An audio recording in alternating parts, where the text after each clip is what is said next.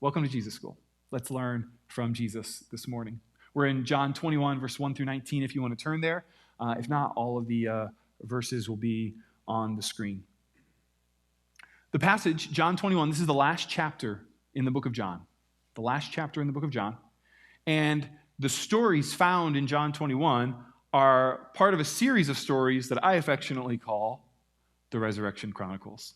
If I was going to put out a series or write a book or, do a whole sermon series on it, I would love at some point to do a series on the Resurrection Chronicles, which is conversations with the risen Christ. I think a lot of people don't realize that when Jesus rose from the dead on Easter, he didn't just go straight to heaven and stay there. No. He rose from the dead, and then for 40 days, he stayed around the earth, and he met with people, and he had really strategic conversations. So he was in a renewed, glorified body, looked a little different than he did before he died, actually. Some people didn't recognize him right away. Looked a little different than he did before, but he had really crucial conversations with about a dozen different people, about a dozen different occurrences in these Resurrection Chronicles. So he rose from the dead. 40 days later then is when he finally ascended up into heaven and he sat at the right hand of the Father, like Rusty led us in worship for this morning. So our story this morning takes place about halfway through there. About halfway through those 40 days, what we're going to read right now occurred. John specifically records 3 of these resurrection conversations. The first one he recorded was when Jesus met with his men on Easter Sunday night, and he calmed their fears. He gave them an impartation of the Spirit so they could have peace because they were in turmoil over what had happened. The second time, 1 week later, there was one of Jesus' men named Thomas wasn't there. You ever heard of Doubting Thomas? He gets that fun little moniker. Doubting Thomas wasn't there, and so he doubted whether or not Jesus actually came on Easter Sunday night, because I wasn't there. I didn't see it. I don't believe it. So a week later, Jesus came just to address Thomas's doubt in his resurrected state. And then a couple weeks later is the story we're going to read about today. It's the third one that John records. And this story is where Jesus walks Peter through some inner healing. So the setting of this third appearance is that Peter was suffering from a self-inflicted wound. Just a few weeks earlier, he was overcome by a storm of temptation. Do you know what a storm of temptation is? We've used that phrase here before. Let me remind you what a storm of temptation is. A storm of temptation is when 3 components come together at you simultaneously. The first one is when selfish desires are aroused, some sort of selfish desires inside of you. Number 2, when demonic activity is heightened in your life, like when the demons turn it up a few notches. And then number 3, when circumstances are optimum for sin. It's like you just walked into a trap, right? It's like, I feel like this was waiting for me just to get me. Selfish desires, demonic activity, circumstances are just right. It's a storm of temptation. And that's what Peter encountered on the night Jesus was arrested. And he denied Jesus 3 times, denied that he even knew Jesus. He was like the number 1 apostle. And yet this storm of temptation overcame him. And he said, I don't even know that man. He distanced himself and he denied Jesus. So that was like right before the resurrection when he did that. Now we're about 3 weeks later, and Peter is in a funk. He's stuck. He's mad at himself because of what he did. He can't forgive himself for what he did to Jesus. When everything was on the line, he blew it. You ever been there before? You ever just blow it in life? Peter blew it. And he just can't get past it. He's filled with regret. He's stuck. But Jesus is coming to help. Jesus told him this would happen, actually. Before Peter entered into that storm of temptation, Jesus said, Peter, Satan has demanded to have you, that he might sift you like wheat. Jesus says, but I have prayed for you, Peter, that your faith would not fail. But Jesus knew his faith would fail. So he said, and when you have turned again, strengthen your brothers. When you have turned again, when you've turned it around, when you've gotten unstuck, when you've received inner healing for what you're going to do, Peter, for how you're going to deny me, when you've received inner healing from that, strengthen your brothers. The story we're about to read is the turning. It is the recovering. It is the inner healing. It's the thing that Jesus says, when you've turned again, strengthen your brothers. And this story is Peter's turning again. It's him getting back up, dusting himself off, receiving the healing, the love, the affirmation of Jesus, and going forward to be the man that we read about in the book of Acts. You ready for me to read the story? Here it comes. I'll read verses 1 through 19. It says, Jesus appeared again to the disciples beside the Sea of Galilee, and this is how it happened. Several of the disciples were there: Simon Peter, Thomas, nicknamed the twin, Nathanael from Cana in Galilee, the sons of Zebedee, and 2 other disciples. So 7 disciples of the 12 all get together. Simon Peter said, "I'm going fishing." "We'll come too," they all said. So they went out in the boat, but they caught nothing all night. At dawn, Jesus was standing on the beach, but the disciples couldn't see who he was. He called out, "Fellows, have you caught any fish?" "No," they replied. Then he said, "Throw out your net on the right-hand side of the boat, and you'll get some." So they did, and they couldn't haul in the net because there were so many fish in it. Then the disciple Jesus loved, John, said to Peter, "It's the Lord." When Simon Peter heard that it was the Lord, he put on his tunic, for he had stripped for work. He jumped into the water, and he ran. He headed to the shore. The others stayed with the boat and pulled the loaded net to the shore, for they were about 100 yards from shore. When they got there, they found breakfast waiting for them. Jesus fixed them breakfast. We might call this story the last breakfast. Last supper, last breakfast. All right. They found breakfast waiting for them. Fish cooking over a charcoal fire and some bread. "Bring some of the fish you've just caught," Jesus said. So Simon Peter went aboard and dragged the net to shore. There were 153 large fish, and yet the net hadn't torn. "Now, come and have some breakfast," Jesus said. None of the disciples dared to ask him, "Who are you?" They knew it was the Lord. Remember, I said he looked a little different. Then Jesus served them the bread and the fish. This was the 3rd time Jesus had appeared to his disciples since he had been raised from the dead. After breakfast, Jesus asked Simon Peter, "Simon, son of John, do you love me more than these?" "Yes, Lord," Peter replied. "You know I love you." "Then feed my lambs," Jesus told him. Jesus repeated the question, "Simon, son of John, do you love me?" "Yes, Lord," Peter said. "You know I love you." "Then take care of my sheep," Jesus said. A 3rd time he asked him, "Simon, son of John, do you love me?" Peter was hurt that Jesus asked the question a 3rd time. He said, "Lord, you know everything. You know that I love you." Jesus said, "Then feed my sheep." "I tell you the truth," Jesus said. "When you were young, Peter, you were able to do as you liked. You dressed yourself," this is a prophetic word, "you dressed yourself and went wherever you wanted to go. But when you are old, you will stretch out your hands on a cross, and others will dress you and take you where you don't want to go." Jesus said this to let Peter know what kind of death he would glorify God. Then Jesus told him, and here's the end of it, "Follow me." And that's the end of the story. I want to show you a few things that I want you to see, how inner healing is being done throughout this conversation, and why this was such a turning point in Peter's life. First, notice the empty nets. So here's in the scene here, you see in the background of the picture, you see this charcoal fire that Jesus has prepared breakfast on. And so imagine Jesus and these 7 fishermen, these 7 apostles, who Jesus knows very well, all 8 of them sitting around this fire, eating fish and bread with Jesus. But first, the empty nets. The empty nets. And in this, Peter remembers his conversion. The text said that they caught nothing all night long. 7 professional fishermen catching no fish all night long. That's a unique thing. Professional fishermen know what time to fish, and they know where to fish. So when they don't catch any fish, something is afoot. Right? Something's wrong here.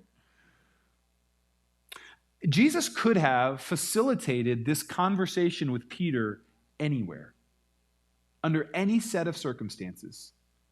Jesus could have appeared to Peter at night in a dream and done this inner healing. Jesus could have met him, at any place in Galilee. But Jesus waited to meet him on a seashore, and he met him on a seashore when he hadn't caught any fish the night before. he chose the seashore in Galilee, Peter's stomping ground, so Peter's hometown turf, after a long night of fishing. Why? Because here, Jesus is pressing a reset button with Peter. Do you remember how Peter and Jesus first met? Maybe you don't, but I'll tell you real quick. It's found in Luke chapter number 5. About 3 years earlier, Peter and his brother Andrew were out on the same sea all night long fishing, and they didn't catch a thing. And the two of them looked at each other and said, "What's going on here? We know how to fish. We know where to fish. We're professional fishermen. How is it that we've caught no fish?" And they came in after a long, disappointing day, a night, and then they met this guy named Jesus. And Jesus looked at him and said, "Hey, Peter, can I borrow your boat? I got some teaching to do." But Peter said, "Okay." So Jesus got into Peter's boat. He taught a big lesson, and then he got out of the boat and he said, "Now, Peter, why don't you go out again?" And he goes, "I didn't catch any fish all night long." He goes, "I know, go out again. Cast out your net again." And they went and he cast out his net again, and it filled the net. Sound familiar? It filled the net. There were so many fish, it almost tore the nets. And he got out on the beach, and Peter got on his knees, and he said, "Jesus, Master, I am unworthy. Leave my presence. I know who you are. You're the Messiah." And this was the day of his conversion. That's how he met Jesus. And now, when he needs inner healing, after he's blown it 3 years later, Jesus recreates the exact same thing. Jesus can tell those fish not to get in a net, right? He's the Lord of creation. Jesus is the creator of fish. And so he, in his sovereignty, made it so that Peter, now 3 years later, has another fruitless night of fishing so that he can get another miraculous catch of fish. And this reminds him, "Oh yeah, of the day I met you. The same thing happened." One of the ways the Lord loves to speak to us is through circumstances. But take note this week. When you find yourself in a set of circumstances that you think, "I don't think that this is a coincidence," it's probably not. The Lord loves to speak through circumstances in your life. And he certainly spoke through this circumstance. And Peter was reset. It was like the reset button for Peter. "Oh yeah, this is how I met Jesus. This is a safe place. This is a good memory. I remember this 3 years ago. This is a familiar feeling." So then he gets on shore, and there's a charcoal fire waiting for him. Now, there's only one other time in the Bible that this word charcoal fire is found, and it's about the type of fire that was made that Peter was standing around when he denied Jesus 3 times. So the last time he probably smelled that charcoal fire was about 3 weeks earlier when he denied Jesus.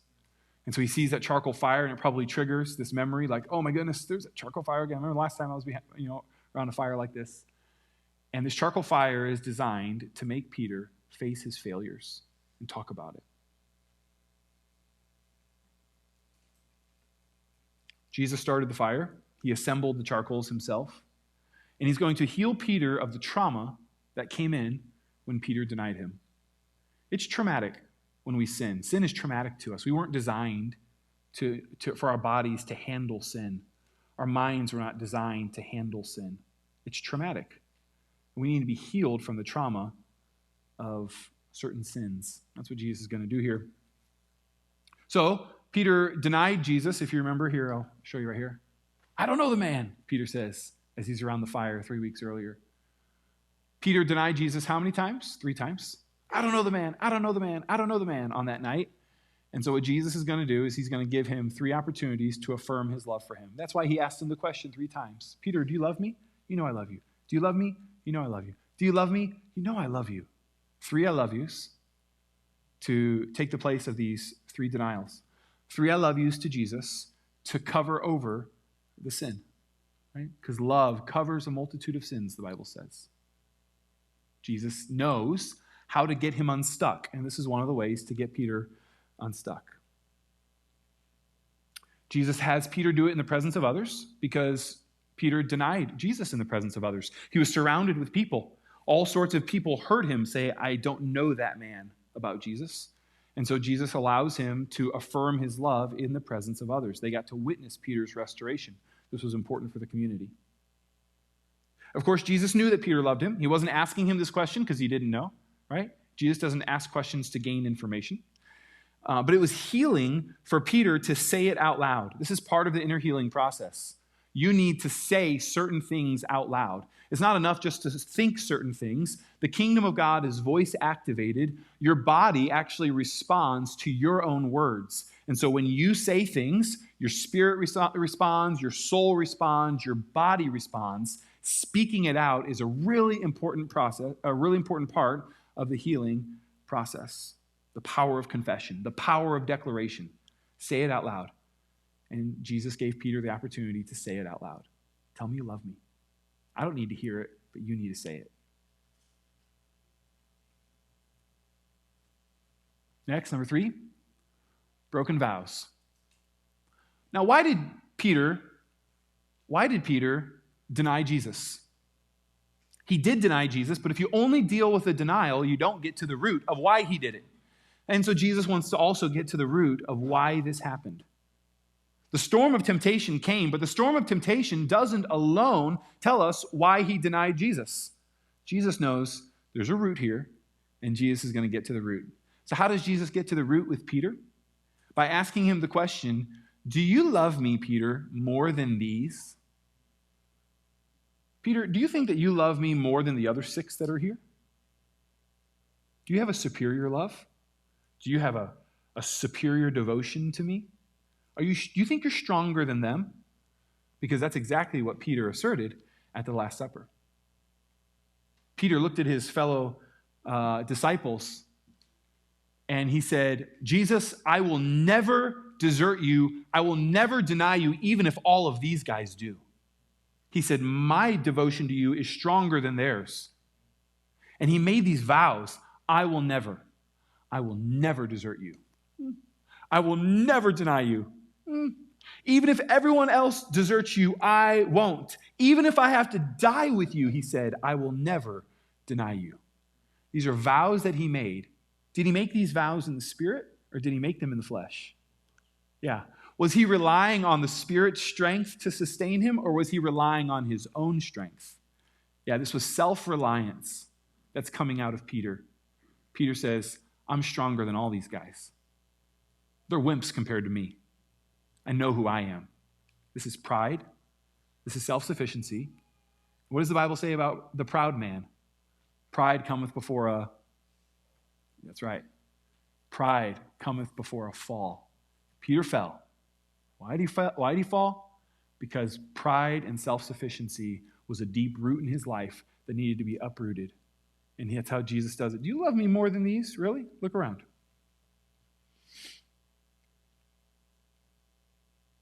The vow is the root behind the sin, or the pride that made him make the vow. These vows also cast judgment on others. He was casting judgment on the faith of John and Andrew and James and Bartholomew. He was casting judgment on them, saying that your faith is deficient. You're weaker than I am. And Jesus has to get to that. And he's redeeming him of that. He's humbling him. He's getting him in a humble position. And he's saying, stop wallowing in your self-pity. Let him who thinks he stands take heed lest he fall. That's the way another writer said it. Peter thought he stood, but he was not humble. Jesus saw this. And Jesus knew this about Peter. He actually warned him of it. Just after this scene at the Last Supper, when Peter made these vows, they went to the Garden of Gethsemane. Jesus knew the storm of temptation was coming, and he looked at him and he said, Peter, the spirit is willing, but the flesh is weak. You need to pray lest you fall into temptation. Peter didn't catch it. I'm tired. He goes to sleep. He didn't catch it. But Jesus knew. He tried to warn him. Peter blew it. But now Jesus is here to pick him back up, to brush him off. So he recreates the charcoal fire to help him face his failures. And then he addresses the broken vows. Jesus goes straight to the root. Lastly, called to lead.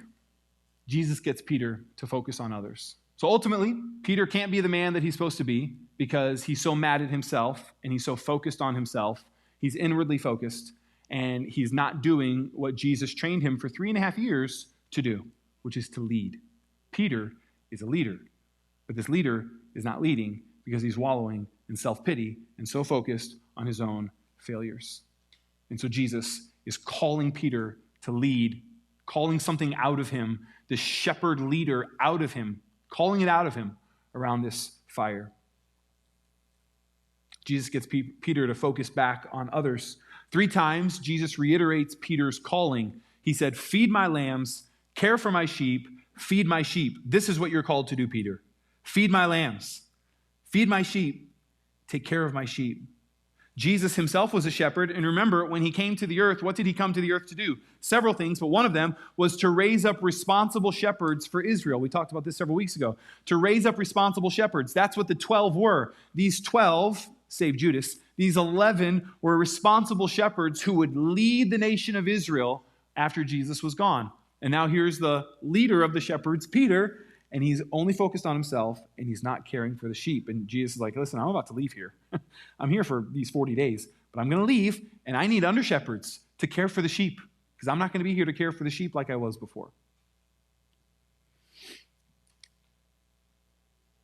He tells Peter, in no uncertain terms, Peter, you're not a fisherman anymore.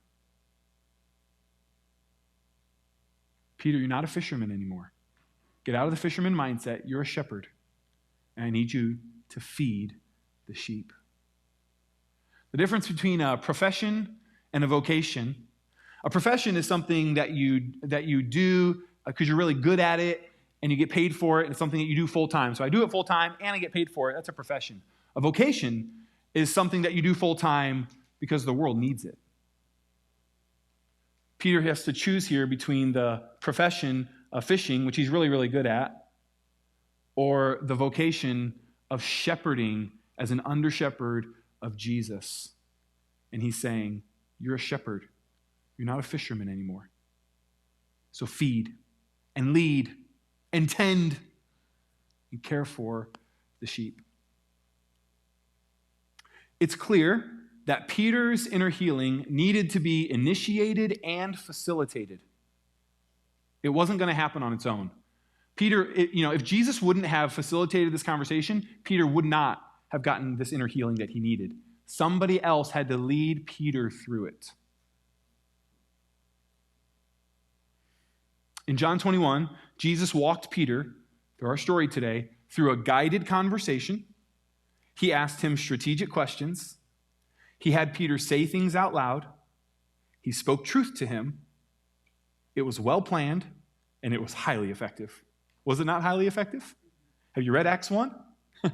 In Acts chapter number 1, here's the next page. So we're in John 21. Turn to the next page of your Bible, and you see Peter, this magnanimous leader, with all the confidence in the world in the Lord working through him. He gathers 120 believers together, and he says, now, let's work through this Judas thing.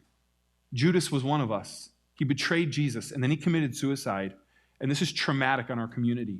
So let's talk through this. He talked them through the Judas betrayal, like a master inner healer himself, right? And then he gathers them to pray, and they pray the right prayers. He roots them in the scriptures. And then on the day of Pentecost, when the Holy Spirit came in that mighty way in Acts chapter number 2, it was Peter who stood up and who preached the sermon.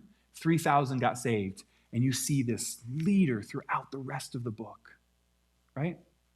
He wouldn't have become that if Jesus had not carefully planned a strategic conversation, asking questions, helping him make declarations, getting him free and unstuck.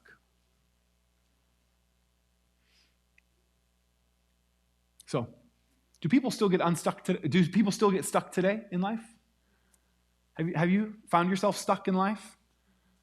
Has some sin gotten you down, tripped you up, and you're like, I'm not running. If I'm supposed to be running as a Christian, I'm not running at all. Either I'm walking backwards or I'm standing still, but I'm certainly not doing the thing that the Lord called me to do.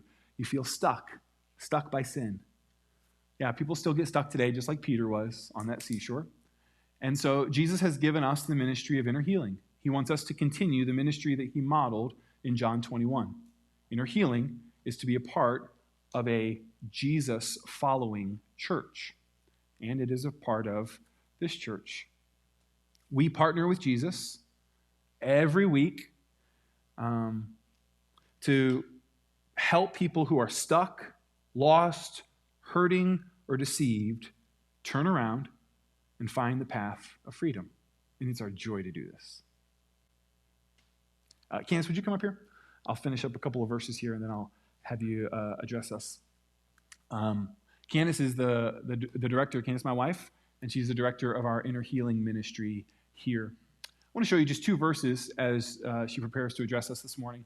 Just two verses about Inner Healing Ministry from somewhere else in the Bible. So this is from Jesus' brother, James. He ends his letter, the last two verses in James say this: "My brothers and sisters, if anyone among you wanders from the truth," this word wanders is the word is deceived. If any of you fall into deception, who are we deceived by? By bad leaders, by false doctrine, or by Satan or a demon. If anyone among you wanders from the truth and someone turns him back, he should know that the one who turns a sinner back from his wandering path will save the person's soul from death and will cover a multitude of sins. This is part of the ministry of the church, or for there to be people in the community who are skilled and adept at partnering with Jesus to help those who are wandering and deceived turn back to a path of freedom.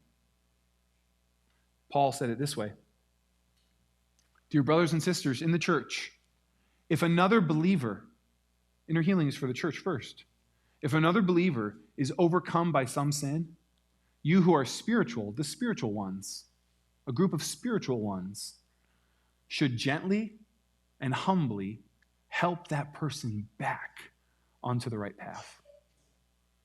All of you at some point in your life will probably, if you're not there right now, be in a position where you're not on the right track.